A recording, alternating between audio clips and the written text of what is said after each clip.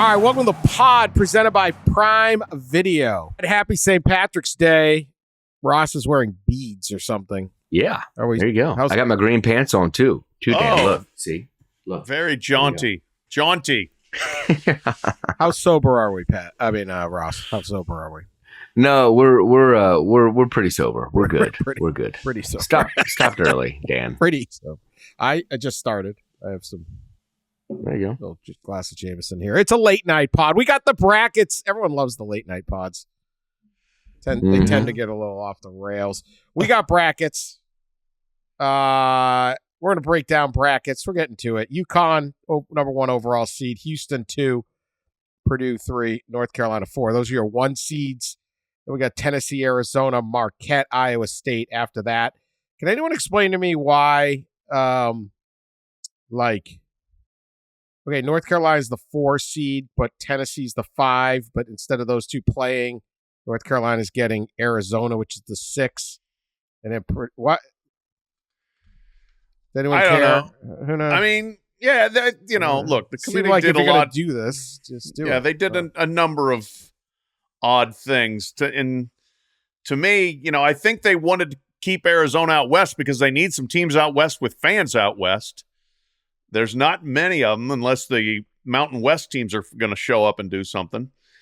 And that really actually could disadvantage North Carolina. North Carolina can end up playing Arizona in L.A. That would be, I would bet, pretty close to an Arizona home game. Carolina's got huge fan base and they travel, but they did kind of give it to them there. I mean, the 4th number 1 seed was going to get shipped out to the West no matter what, but keeping Arizona out there does make it a little more that's right. They're trying to cut the travel. Right. All right. Anyway, it was a wild weekend of college basketball, and this is always a fun weekend. And as Pat pointed out recently, and has been pointed out many times, really, it's the first weekend of the NCAA basketball tournament because everyone has a way to play their way in. Yes. When people talk about expanding the field was already expanded. Literally everyone played. Brown almost got in. Yes. They had like 12 wins on the season. They almost won the Ivy League at the end of the game. It was a total mayhem. Everyone can win their conference championship. In the Atlantic 10, all 4 of the top 4 seeds lost on the first day. Like, nothing was going right. And because of that, we had a record number of bid thieves, which is one of my favorite new terms. Bid thieves. These guys that win the conference, they wouldn't have gotten in. This is the play-in, and there were 5 of them. We had NC State in the I don't know whether I guess they're bid thieves. NC State was totally a bid thief, no question. They come out of nowhere. The Atlantic 10 had Duquesne make it for the first time in 47 years. And because of that, Dayton was already going to get in. So we had 2 bids there, right? Yep. We had New Mexico coming out and winning the Mountain West. It seems, based on the comments of the committee chair, they were not getting in. So that's number 3. We had the American won by UAB. Mm-hmm. That got they already had FAU getting in, so UAB stole a bid, and then we had one more. Well, we had Oregon. Oregon wins the final Pac-12 tournament. They get themselves in, and so it's 5 bids. So and I've said this many times. You sitting there listening to old, Lenardi and Palm and all these last four in. Well, it turns out the last 5 in got shipped out. Yeah. No, this was the craziest, like Friday, Saturday, Sunday, really Friday, Saturday, I can ever remember in terms of that. And the committee people have said this was the hardest job they've had or seen with the number of late breaking things that happened and the number of upsets and moving teams in and out. So for once I think it can be a mind numbing process, but this time it really was a difficult process too. And I feel especially bad for Indiana State. We can talk about that because they were one of the ones that got bid thieved. But so did a bunch of other teams. I mean, the Big East lost St. John's, Providence, and Seton Hall at various times. It looked like they were all getting in. and none of them did in the Big East, which is a hell of a conference. And I was at that tournament, and it was awesome. Only got 3 teams in the tournament. I think Charles McClellan was the chair, the SWAC commissioner, and he gave a little news conference after the pairings were announced on CBS, and he said there were 5 bid steers in combined the last 2 years. There were 3. So they had quite a wild last day. I think he mentioned they had to work till 1 or 2 o'clock in the morning last night to kind of get things to bed. Notice they finish up right at closing time in Indianapolis. Is that a coincidence? Mm-hmm. Is that a coincidence?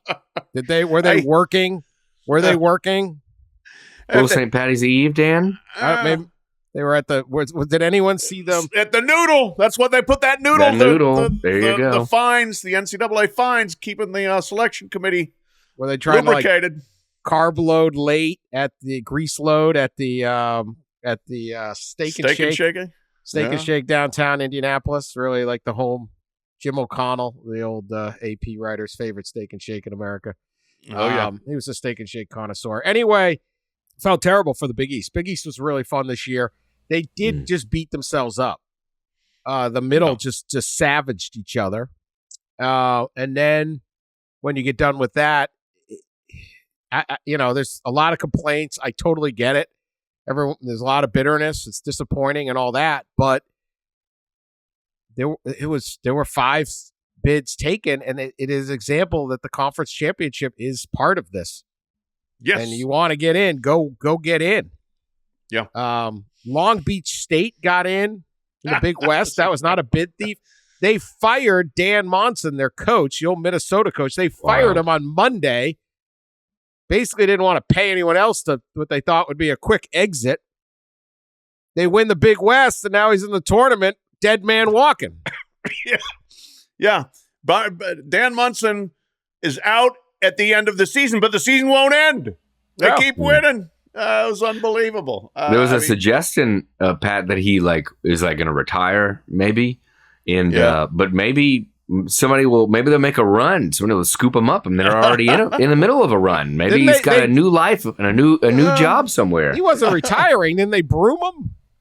Well, I think they fired him, but he gave an interview afterward, and he kind of suggested that he had decided because of that he would retire. Yeah, it was kind of like there was just a little suggestion that would be it. This would be his last game. I mean, he's like 62 years old. He could be of retirement age if he chose. But it's hilarious. I mean, this is a guy. He's had an interesting career. He was the guy that bailed on the Gonzaga dynasty when it started. He started the dynasty. Took him to I think it was a regional final in 1999, and then lost to UConn. Yep. Yeah, and then he left to go to Minnesota, and that didn't go well. And then he ended up at Long Beach. I mean, he's been all over the place. Yeah, Mark Few saw that and said, "I'm not chasing the money. I'm staying." Right. I remember Mark Few being like, "I make good money. I can salmon fish in like 5 minutes from the office. I ain't going anywhere. Mm-hmm. This is good stuff." Yeah. Well, he's like the opposite of quiet quitting. Wasn't there, Ross? You're a Seinfeld expert. Yeah. Wasn't there one where? Yep. Where George Costanza, got fired, but he kept coming to work. Yeah, that's right. He did the walk. He did the walk back in. He just walked right back in, and they're sitting at the meeting, and the boss says, "Is that Costanza over there? Am I crazy, or didn't you quit?" Yeah, classic episode. Well, I am. You can tell who I'm rooting for. At the end of that episode, I believe George slips him a Mickey. In his drink, which didn't go well. He was fired again. Well, what happened? Yeah, this guy won't quit. Meanwhile, Kevin Keats, the NC State coach, who was on the hot seat, to say the least, wins 5 games in 5 days, and there's a provision in his contract where if he wins the ACC tournament, he automatically triggers a 2-year extension on his deal, which is worth over $3 million a year. Yeah. Kevin Keats is a great guy. My man made $6 million in a weekend. Won And then the 5 bonus games for in the 5 tournament. days? win. Yeah, he got and bonuses. So somebody put that clause in there, figuring, well, I mean, if he's gonna, if we got a team good enough to win the ACC tournament, we'd be happy to give him 2 more years. I would agree with that if it was the regular season title. Right. But the tournament's wild. So, I mean, nobody had a better weekend than this guy. Nobody. And he's in. And they beat Carolina at the end. Yeah, it's amazing. Yeah. Incredible. 5 games, 5 days, 5 wins. And then at the end to knock off Carolina, right? It's just pretty remarkable. I don't know that Pat might be able to think of one, but a coach on a hot seat like that to get an automatic extension from a conference tournament run while about to get fired or something. I've never heard of that triggering a clause. I've seen them get in and not get fired because you kind of can't fire them. But I've never seen a pure clause of that. So one of the things about this, there's a lot of talk this weekend, and it started last week with an interview. Greg Sankey, SEC commissioner, dear leader, did a interview with Pete Thamel, and he discussed his thoughts on expanding the NCAA basketball tournament, which most of us think is perfect, or damn near perfect, and we don't want it expanded. But he talked about how UCLA had made a run out of the Dayton the first 4 all the way to a Final Four, and Syracuse had made a run from the first 4 to the Sweet 16 a few years ago. And his quote was, "That just tells you that the bandwidth inside the top 50 is highly competitive."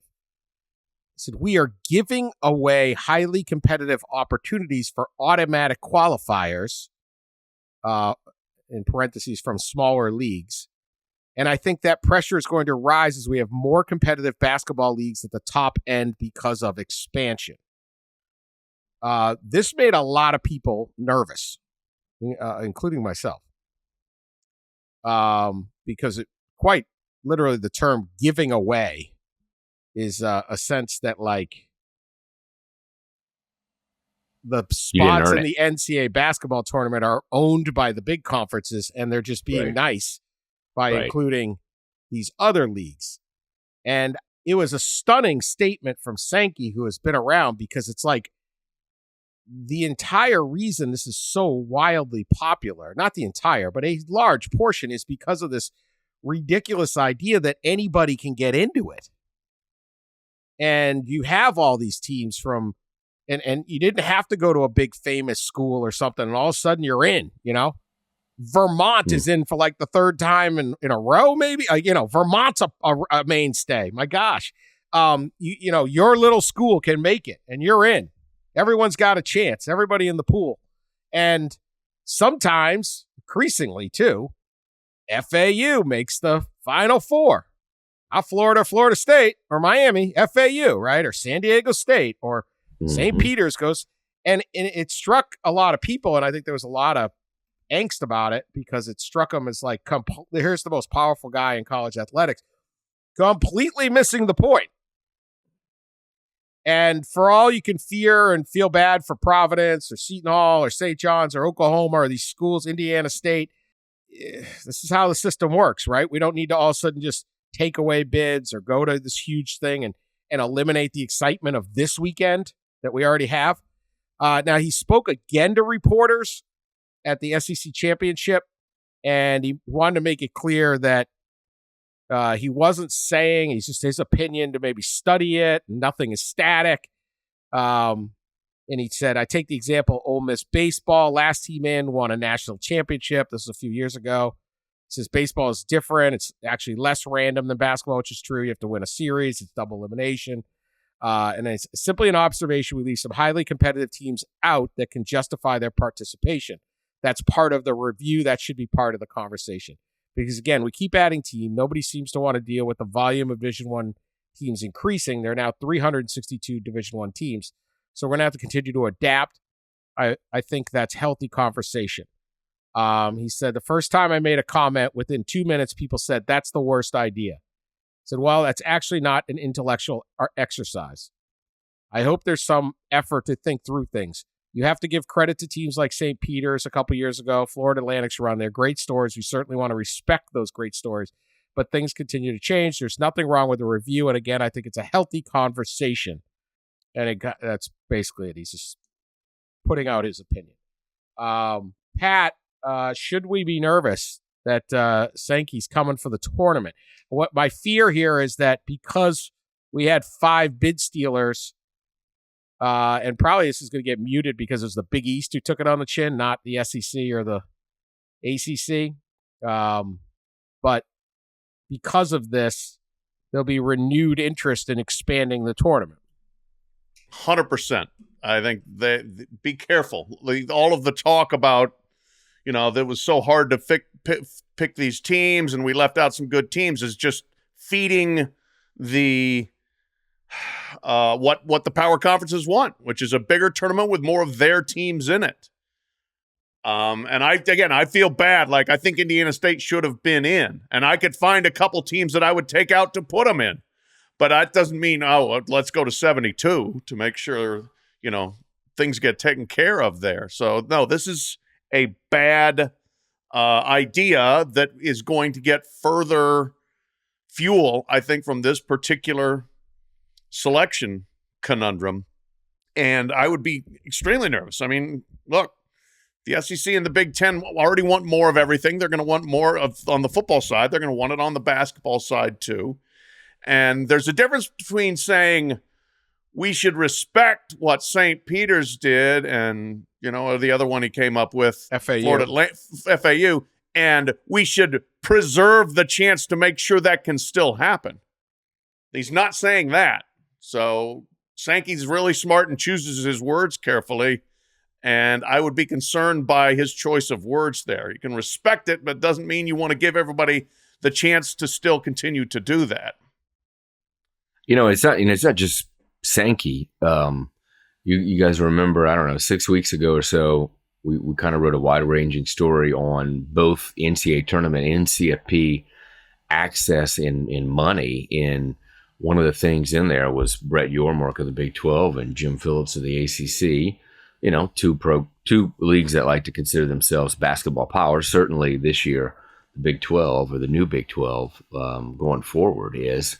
And they were pretty clear that they want more access. And Brett Yormark, I believe, opened his news conference at the Big 12 tournament talking about that, about it. I remember when I wrote that story a few weeks ago, I used the word inevitable expansion of the NCAA tournament and just got absolutely hounded by fans. I'm crazy. Why would I use such a word?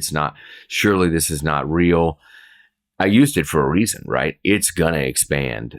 Just the question is, I think there's 2 questions. I think it's number one, do you expand it by adding additional at-larges?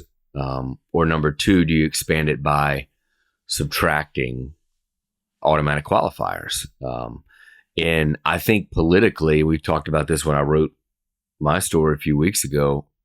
We talked about politically how much of an issue that would be, removing AQs from some of the conferences that currently have them.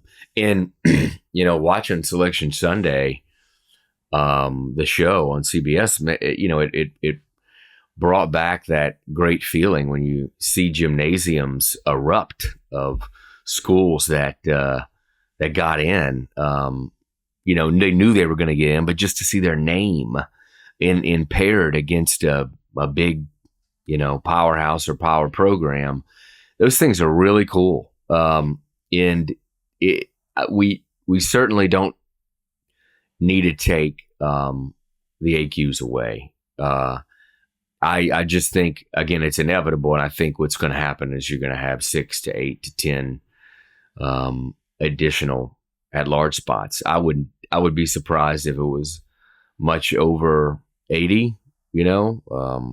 But it's coming.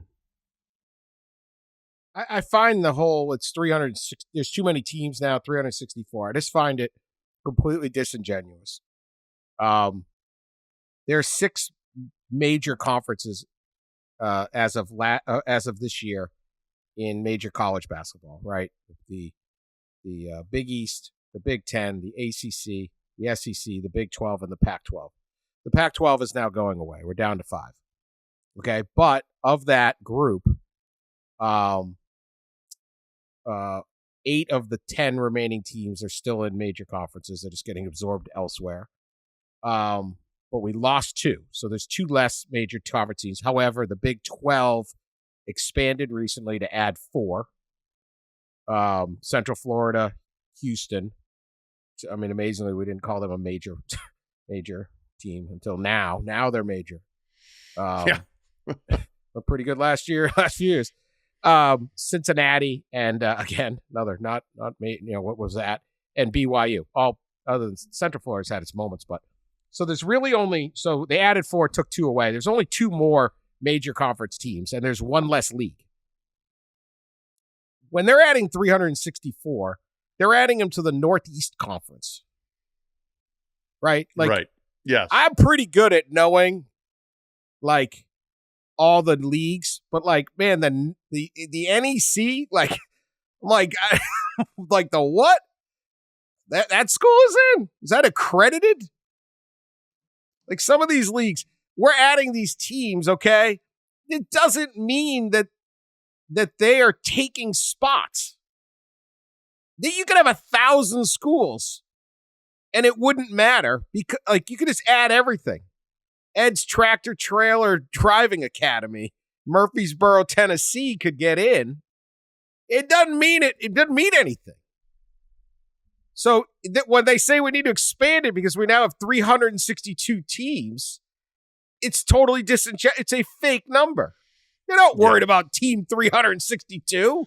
Not at all. They have 2 more major conference teams and 1 less conference because you guys decide to blow it up. So totally disingenuous to even bring that up. This weekend matters too. And the postseason, Matt, we talk sometimes about getting rid of college football conference championships because they're mostly useless. But this weekend was totally wild. It was a lot of fun.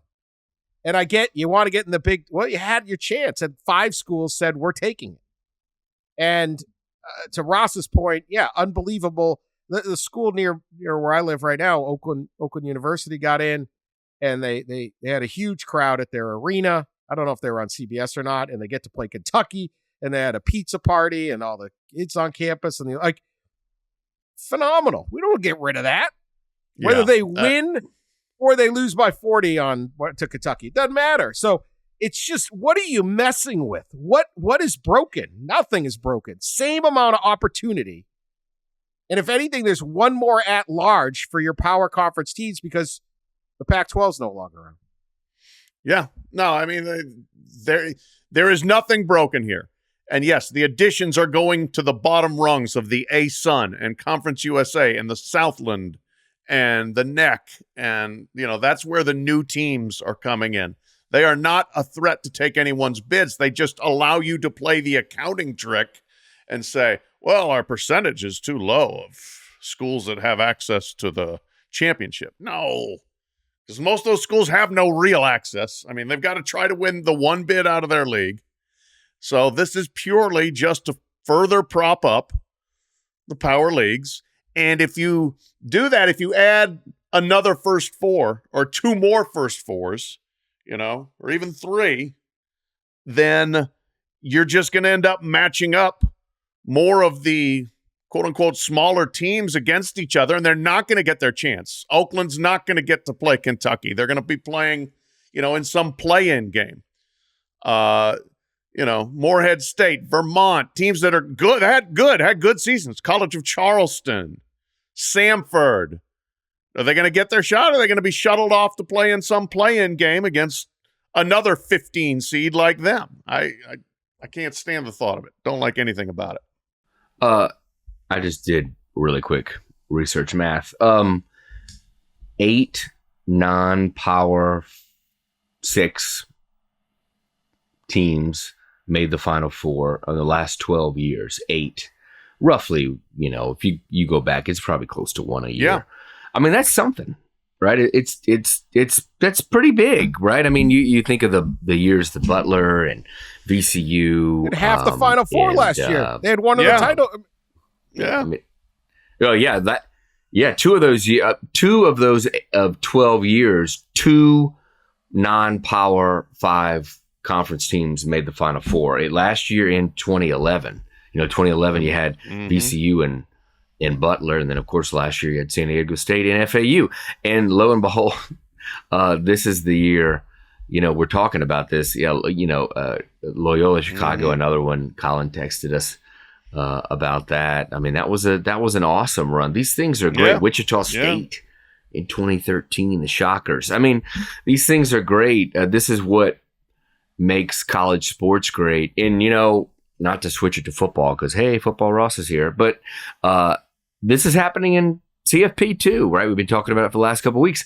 They want to do kind of the same thing. We're drifting toward that where you're cutting out the little guy. Thankfully, right now in this current iteration, the group of 5 does get an automatic spot, but it does seem like in everything, right, that access and money are drifting more and more toward the powers of the sport. And while it's understandable for the powers of the sport, certainly you could see their vantage point. I think plenty agree that it's to the detriment overall of both sports.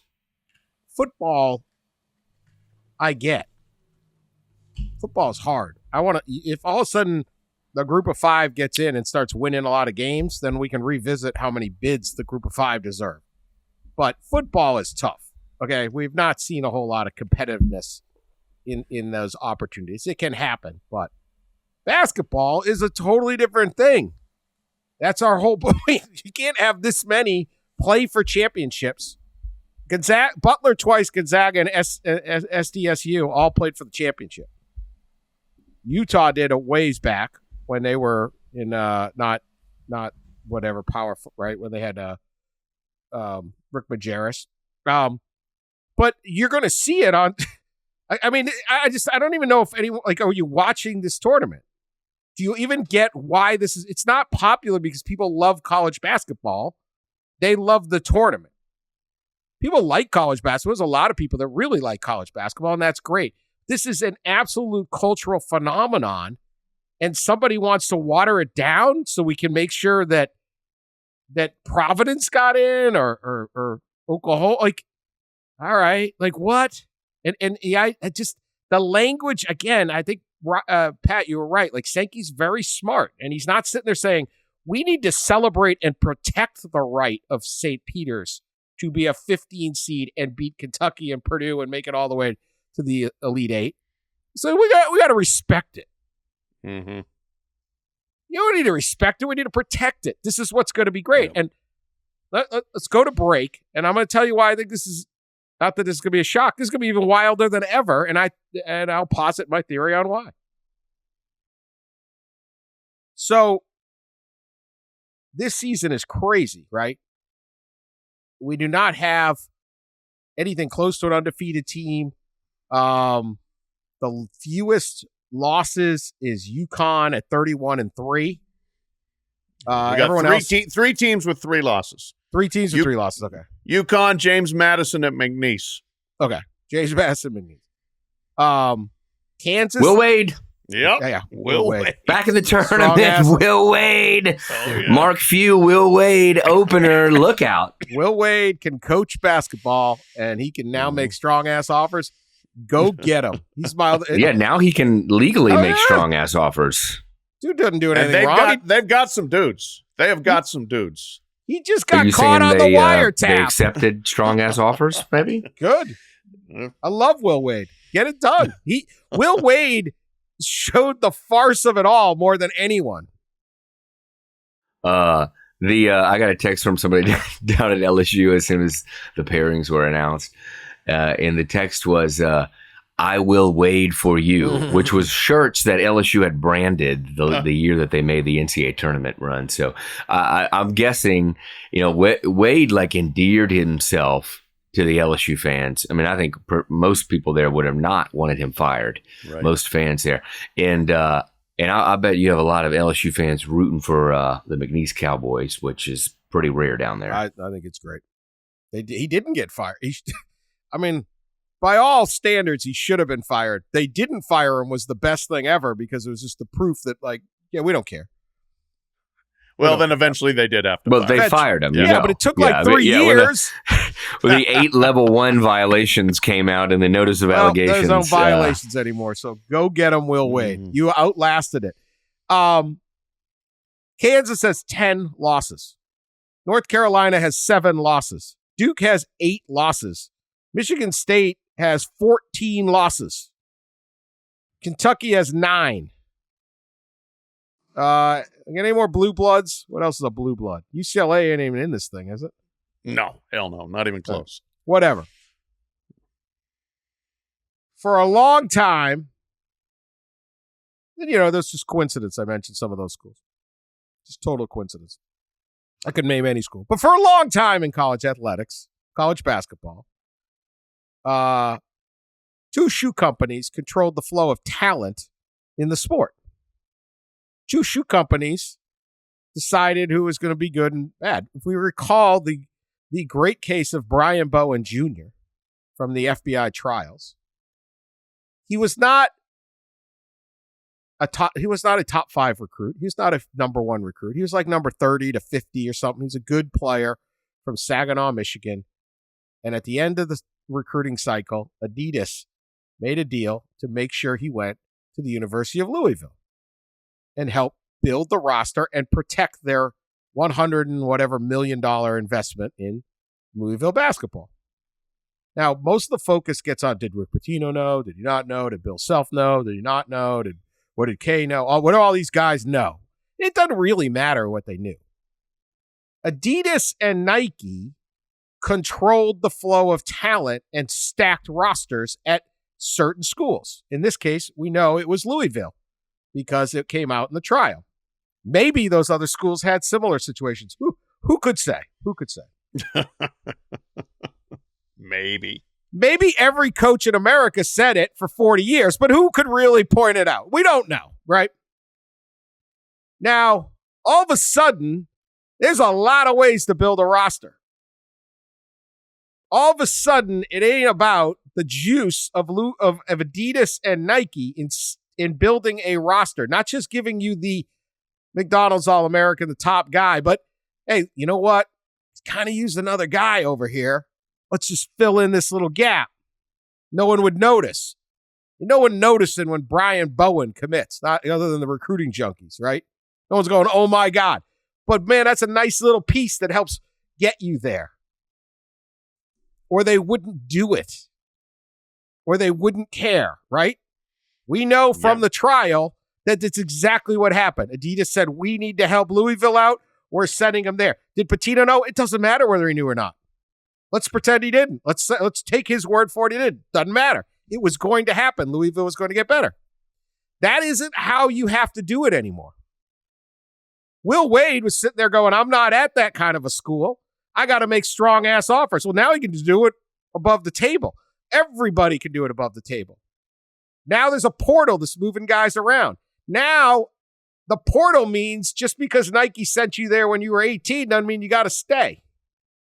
All of a sudden, everything's moving around, and all of a sudden, take a look.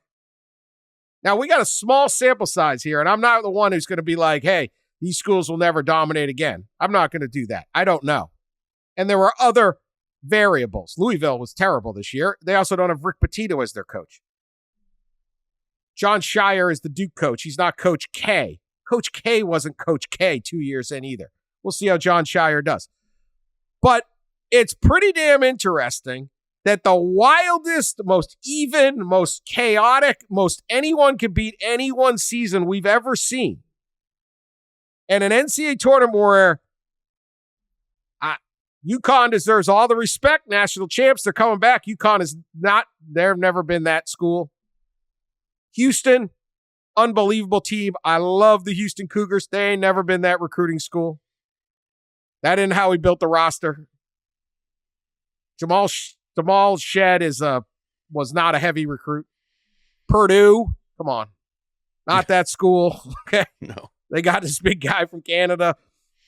It's amazing that it's all flipped.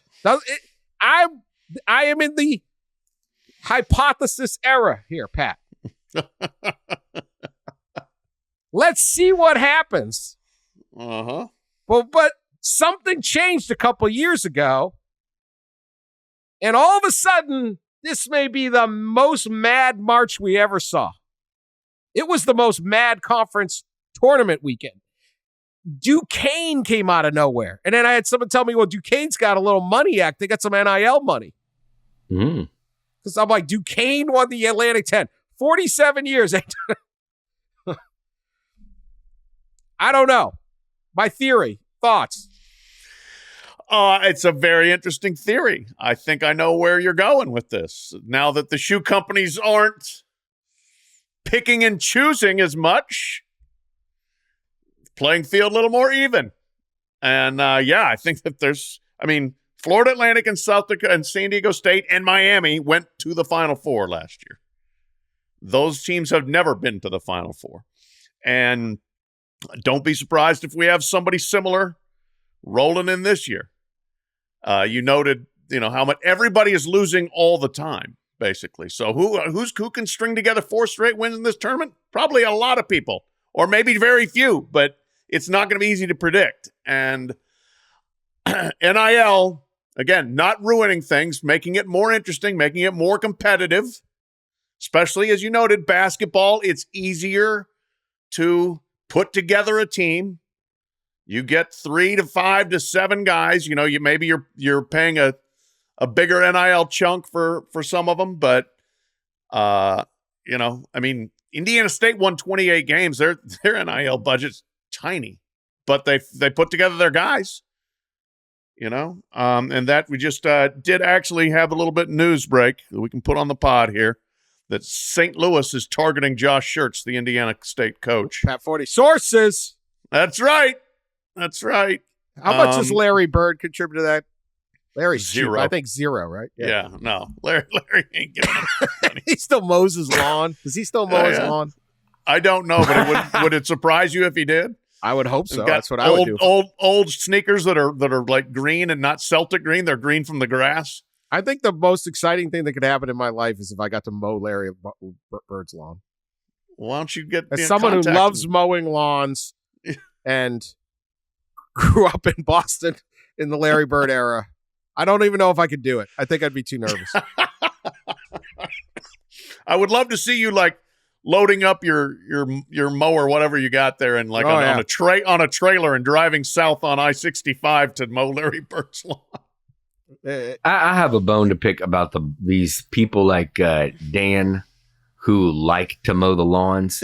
All you northern people love to mow the lawns because you get to do it 3.5 months out of the year. Now, I grew up mowing my lawn 11 months out of the year, buddy. It's not fun. It's not. It's not fun in that June, July, August.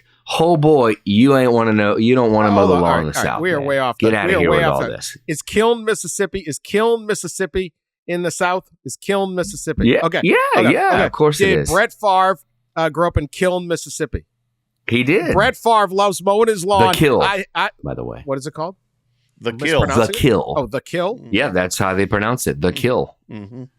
So when I say Kiln, I'm not saying it right. The Kill. Add it to the list of mispronunciations. The word is literally Kiln, a 4-letter word. If there's one thing I'm good at, 4-letter words. 4-letter words are my thing. Grew up 30 minutes away. The Kill. The Kill. I talked to Brett Favre, and he liked mowing his lawn, too. I guess he's not Mississippi enough for you. Whatever.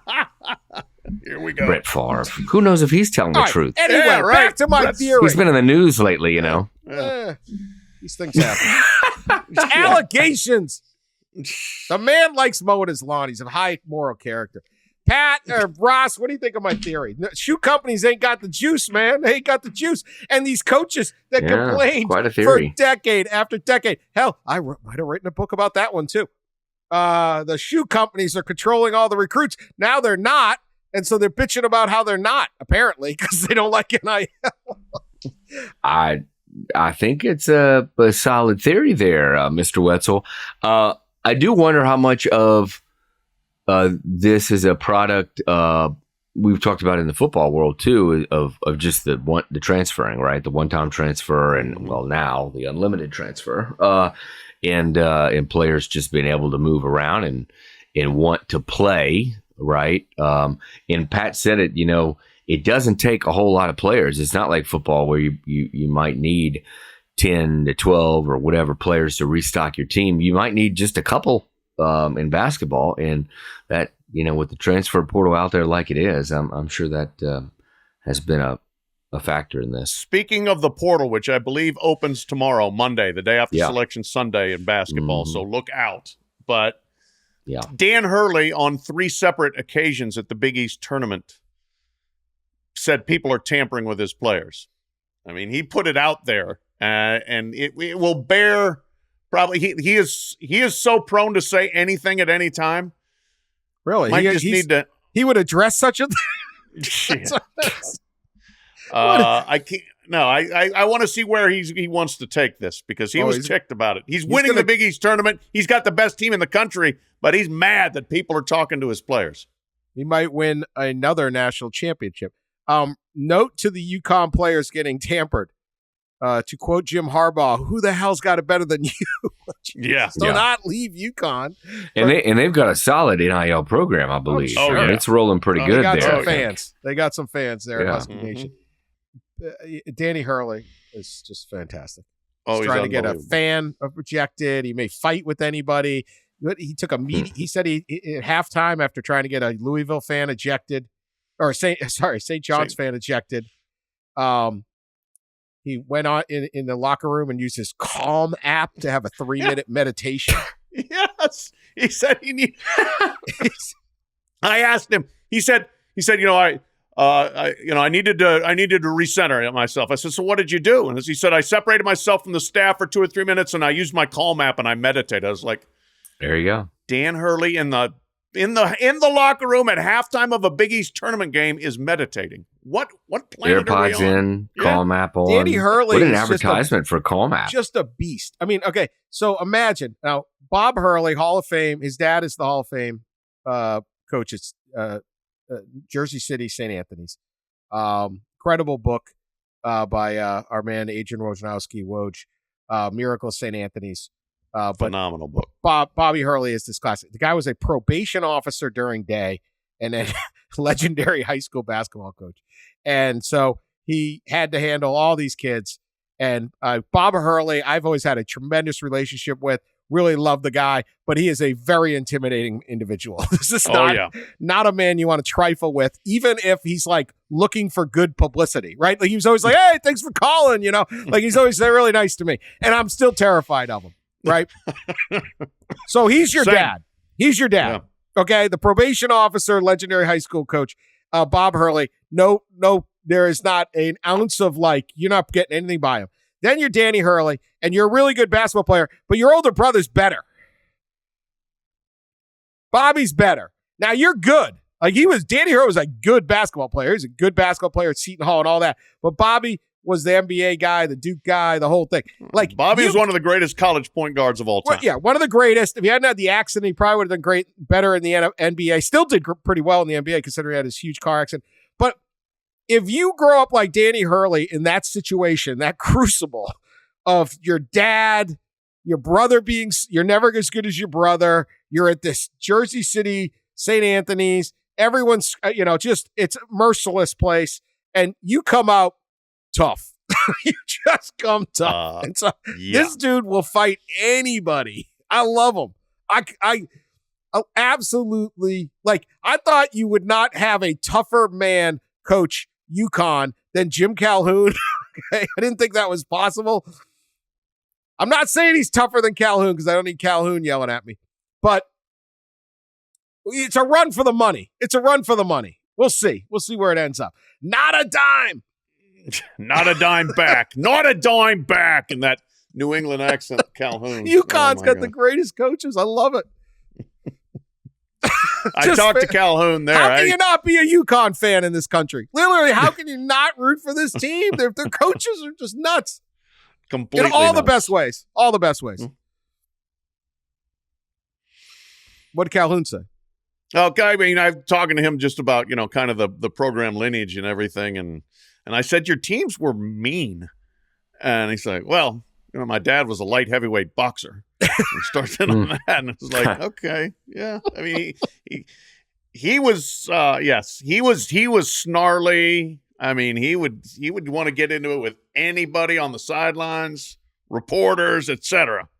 Calhoun took nothing from anyone.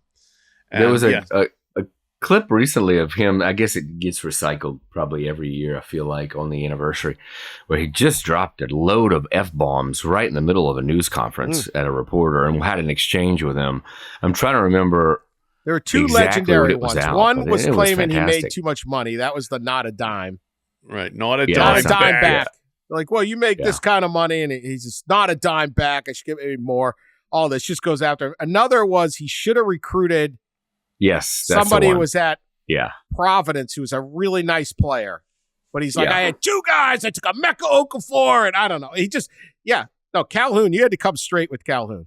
But anyway, I'm going to get the Maroon Musket mad at me again because I'm a UMass grad that loves UConn. But what do you want me to do? That's the program you want to have. I love UConn basketball. All right. Danny Hurley, win it again, and then punch somebody in the face. You know what? I want him at the NCAA championship game to win, and then see whatever coach is tampering, and he just runs over after getting the little trophy, and it's let's go. Well, you might get it. You might get it. Because honestly, I love Danny Hurley for all the reasons you do too. He's got everything so good right now. Perhaps don't fight the fans in the front row. Perhaps don't have the guy try to have the guy ejected. You always fight. He's always had to fight. That's it. He has to find someone to fight, and then he gets on his Calm app. It's all good, Pat. It's all good. Okay. I'm trying to look out for his own career longevity, and fighting fans is probably not a really great career move. Winning titles is. Yes, it is. Yes, it is.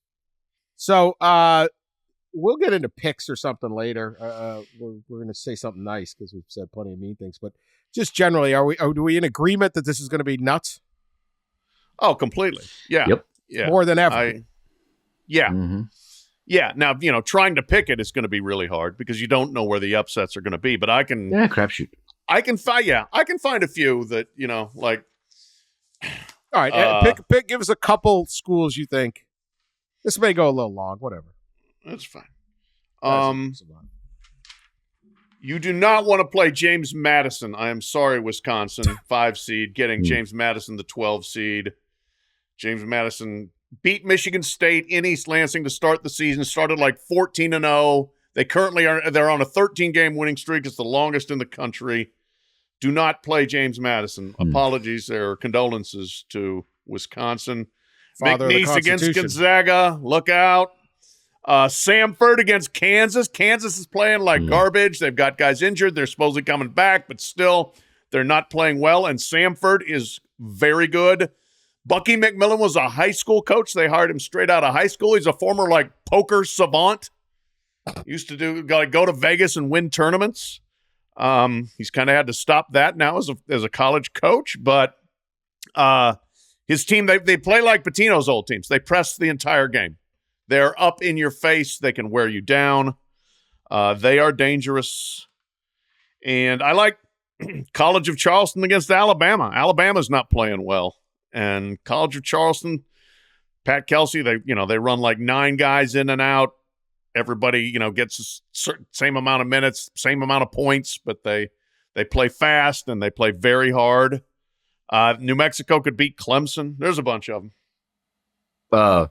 I thought there was a couple of interesting stats from CBS from the broadcast.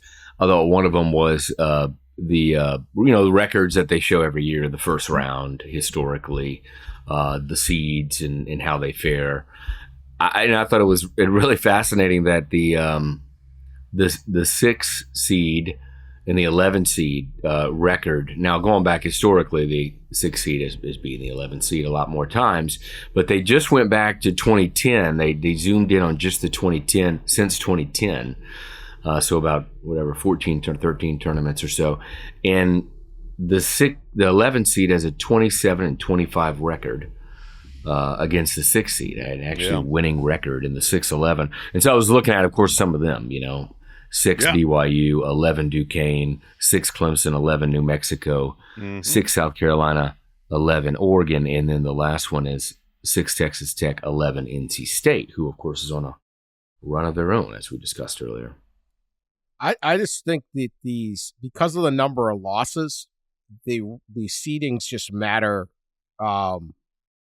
They don't matter. They used to carry some weight. Right. Yeah. I'm going to give three teams weight: UConn, Purdue, and Houston.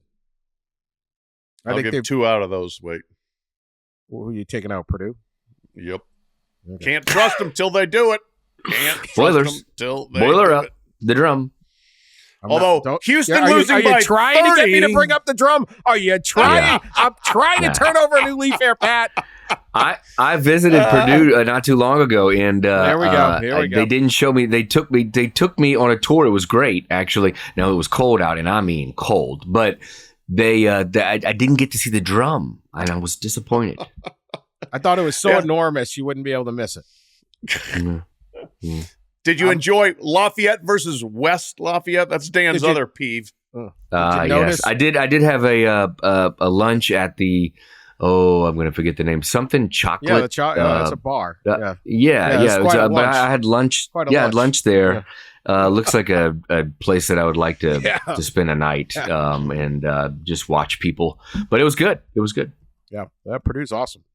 Just the drum ain't real, and there should just be a Lafayette. But that's all right. Other than that, I believe in you. Curmudgeon Pat does not. Anyway, I just think that normally, just look at what just happened. Like NC State wins 5 in a row. Yeah, it's just this bracket. There's just so many losses. I mean, you have 5 seed Wisconsin lost 13 times. Yeah, right. Like how often? Wisconsin was like bleeding all over the place in February, and then they get to the Big Ten tournament and go all the way to the final. Yeah, you have a 2 seed in Marquette with 9 losses. Baylor could absolutely win it. Could win the whole championship. It has 10 losses. Mm-hmm. Like it's just Alabama that had a horrible non-conference. They're 21-11. They're 4 seed. 11 losses. Like it's just there's too many losses. So I just don't think any of these, other than a few of these, you're giving me UConn, Houston. I'm throwing Purdue in, but everybody else, I don't know. I had absolutely no idea what's going to happen. All right. Ross, we have a little bit of college football news. We'll get back to college basketball. What is the latest? We have agreed on the money for the college football playoff.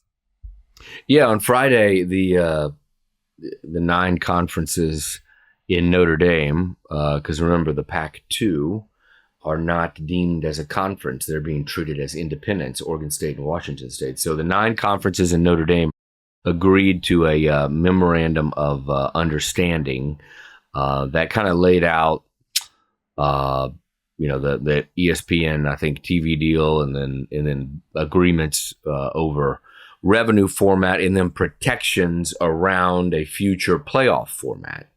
And the revenue was the same as we've been reporting now for over a week. All the same stuff. Big Ten and SEC will each get around 29% of the base revenue, 58% combined total that they will get.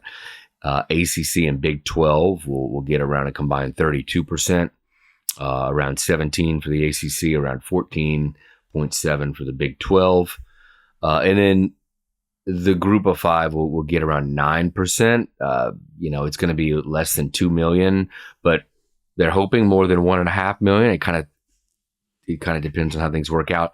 But the one thing we had not the two things we had not kind of reported on until Friday, they're somewhat new, is Notre Dame. And the issue with Notre Dame, it gets 1%, so $12.5 million a year, which is around the same that Big 12 schools will get, in between the Big 12 and ACC. And you're probably wondering, that seems low. Like, why would Notre Dame be on the same level, as some Big 12 schools or even ACC schools? I think there is a stipulation in the contract that all independents, which would include Notre Dame, UConn, Washington State, and Oregon State, they'd be eligible, the only schools eligible, for a performance distribution bonus. If they make the field, they get $6 million. So there is that advantage for the Irish. So there's that kind of new information. The other new thing is about playoff format. We had reported some of this on Wednesday, and it got finalized on Friday. And that are protections around a future playoff format. So format has not been really formalized. It might not be for several weeks or months, but they have built-in guarantees as part of the memorandum of understanding, which is the top 5 highest ranked champions will get a bid. So it'll be the 4 Power 4, obviously, and then it'll be a group of 5. And then the other part of that is a protection for Notre Dame, where Notre Dame gets a guarantee to be in the field if they're ranked high enough. But that depends, whether that's top 12 or top 14 or something like that. That depends on the format being finalized. It depends on how many at-large spots. There's still battering about several different formats. As we discussed, I think formats with multiple AQs, and certainly a format with a guaranteed bye in the first round just exclusively for the Big Ten and SEC has taken a little more backseat, I think, to other formats, including the one that we will have the next 2 years, the 12-team 5+7, 5 highest ranked champions, 7 at large. I think that's still a possibility. I think it's more likely you have a 14-team format, potentially with multiple AQs, or a 5+9, like we've talked about on the show before. I think by the end of this coming week, the deal with ESPN will be signed and finalized because, again, they just signed MOUs right now. And these guys so are that's busy the with gist. the tournament. Yeah, they're all busy. Yeah, that's right. Yeah. So it's a 6-year extension, so it'll be through 2031. But a big important note, we talked about it on the pod before, reported about it about a week ago, is a provision, a look-in provision in the contract. That would happen in 2028, or potentially could happen if there's realignment before 28. Obviously, the ACC, as we know, is a little unstable right now. So we could have a look in where things could be changed. I'm glad, I don't want to give them too much credit because I'm still so ticked off about the power plays here, but I am glad if at least they would back off of, first of all, the egregious automatic buys, but secondly, also like the multiple AQs. Just play it and earn it on the field. It's going to happen. Trust your own process that you already have all the advantages in, and let it play out in a way where you start the season with everybody having a chance. Yeah, you would think that would be ideal, but this is the SEC commissioner saying we must respect these other teams making the Final Four when we didn't make the Final Four last year. One thing left unsaid is how a format will be finalized. And all, I don't know that anything's been officially released on that. All we have reported about last week was that the Big Ten and SEC will have pretty heavy weighted voting there in deciding a format. In fact, I believe them two leagues, the Big Ten and SEC, will have the final say on what a format looks like. Now, they'll be in consultation with ESPN and Big 12 and ACC, but I think in the end they will have a lot of say, maybe the final say in what a format looks like. So, multiple AQs is certainly still a possibility. All right. We have said plenty of mean, snarky, grumpy things, perhaps inaccurate things. We've celebrated, I think, cheating, people punching people, fighting with fans, all sorts of different things. I've mispronounced all sorts of things, including a 4-letter town in Mississippi that apparently is now The Kill, not K-I-L-N. Okay. 2 words. 2 words. I did not know K-I-L-N was 2 words, but live and learn. Live and learn. But it is time to find our happy place and say something nice, courtesy of our great friends at Prime Video. So, Ross, Pat, let's start with you, Pat. It's time to say something nice. Can you say something that excites you or something the committee did well going into this tournament?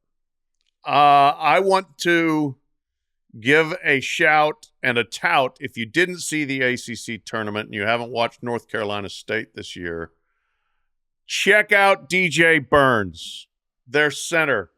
He's listed 6'9", 275. Oh, no. DJ is the roundest player in this tournament. He is large and in charge, but he's got great skill. Unbelievable hands, shooting touch. He can pass. He can't play 30 minutes a game because that's too much to lug up and down the court that long. But he averaged 15.2 in their tournament run, their championship run in the ACC tournament. And I guarantee for at least 40 minutes against Texas Tech and maybe longer, he will be a fan favorite to watch because it's just a trip to see somebody that looks like that be that good at basketball. I want to say something nice about the committee for pairing Nebraska and Texas A&M in, I believe, an 8-9 game. 8-9, I think. Yep. Yeah, 8-9 game. Nebraska and Texas A&M meeting up a few weeks or a week or so after Nebraska's athletic director and former, Nebraska guy, Trev Alberts, football leaves for Texas A&M. Nebraska, yeah, leaves for Texas A&M, and so good job, committee. And the committee is made up a lot, I believe, of athletic directors, so they all are well aware of what's happening here when they make this pairing. So kudos to you guys. Throw a little fire there. Trev Alberts was tweeting about it. And then to top it all off, the women's bracket was released a few hours later, and Nebraska and Texas A&M are matched in the women's tournament. That's pretty. Trev Alberts Bowl, 2 of them. Yes, yeah, that's pretty funny. I have to give him credit for that. A lot of anger there too, of like up in Nebraska about like how does Trev Alberts leave? Like, I mean, this is his place, right? But so a very, very big deal. Think about the lack of leadership there. They've gotten changeover, the president, chancellor, all that stuff, and there seems to be some. I think it's the president's job or one of the jobs above him. That's been open for like 6 months. So there seems to be some issues there from a leadership perspective, and I guess he could find more stability and calm in College Station. Ha ha. Trev's got it all wrong. When there's no boss, that's the best. Right. My boss, they can't hire a boss. You can't get fired if you ain't got a boss, Trev. That's right. All right. I get excited when I watch Prime Video, and I am excited about this part of the NCAA basketball tournament. I want everyone to get to know Enrique Freeman. It's a 6'7" power forward from Akron. The Zips won the Mid-American Championship. They play Creighton on Thursday, and Enrique Freeman is a kid who came out of St. Martin de Porres High School up in Cleveland and had no scholarship offers. Zip for the Zips. He did earn an academic scholarship to attend the University of Akron. So he took it. Akron's just down the, 30 minute drive from Cleveland, 30 miles maybe. Shows up at Akron, decides he's going to walk on. Kid's 6'7". Starts as just this maniacal defensive player.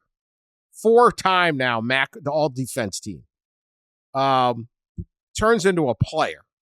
Second team All-MAC after 2022. Had some offers to leave. Never entered the portal. No way.